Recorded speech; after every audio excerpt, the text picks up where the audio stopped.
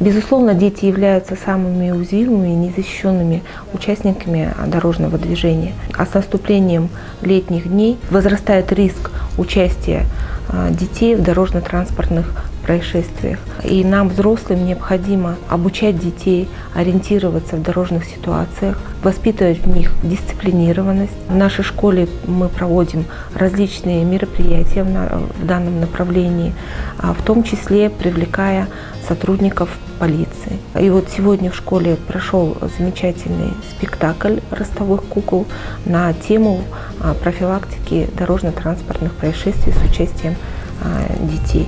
Этот спектакль, я думаю, что для детей был очень познавательным и интересным, ярким. И я думаю, что он будет для них запоминающим. И те правила, о которых им рассказали на этом спектакле, они будут применять в своей жизни. Ақсу қаласының маңында жедел алдын алу шарасы жүргізілуде. Яғни жасөспірімдер арасында кәмелетке толмаған жасөспірімдер арасында жол көлік жарақатын сақтау. Қазіргі кезде Ақсу қаласы мектебінің бірінде сондай іс-шаралар өткізуде және балалар қойылымы көрсетілді. Құрметті ата-аналар, балаларыңызды жол жүргізу ережелерін қатаң сақтауға үйретіңіздер. Будьте внимательны на дороге! А я пойду проверю светофоры!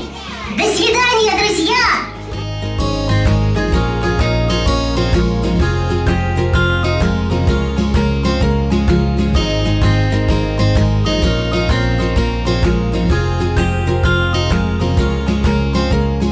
Барлық балалар жол ережесін сақтау керек. Жол жүргенде бағдаршам қарау керек. Жасыл жанғанда жол өтуге болады. Мынау сабақ маған қатты ұнады. Мен көп ақпарат алдым.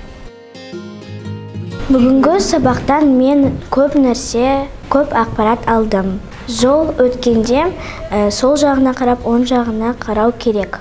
Жаяу жүргіншілер жолақпен жүру керек.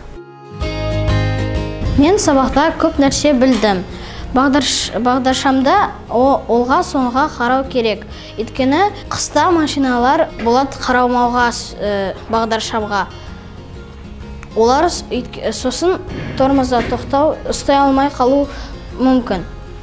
Тағы да балалар зебрамен өтуге қажет.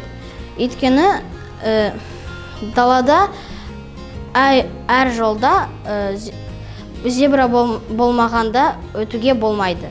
Және сен үлкен адамдардан сұрайсың, зебраны өтуге сұрайсың. Өйткені үлкен машиналар сені қарамауға болады.